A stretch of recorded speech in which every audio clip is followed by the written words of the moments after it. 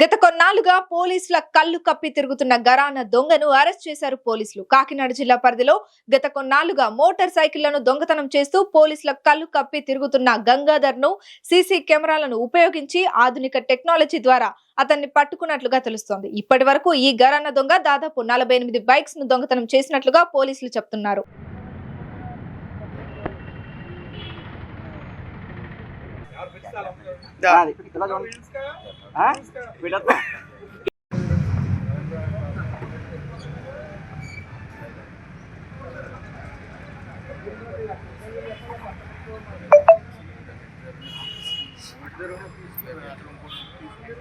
Pithapuram circle police along with their SIs చాలా good work చేయడం జరిగింది. చాలా రోజుల నుంచి తప్పించుకొని తిరుగుతున్న ఒక గంగాధర్ అనే ముద్దాయిని ఒక క్రైమ్లో సీసీ ఫుటేజ్ ద్వారా 36/2025 క్రైమ్లో ఒక సీసీ ఫుటేజ్ ద్వారా గుర్తించి అతన్ని తీసుకొచ్చి విచారించి 2 సంవత్సరాలుగా ఈ east Godavari district Kakinada and అనకాపల్లిలో బైక్ దొంగతనాలు చేసిన అఫెండర్ని పట్టుకొని 48 టూ వీలర్స్ రికవర్ చేయడం జరిగింది.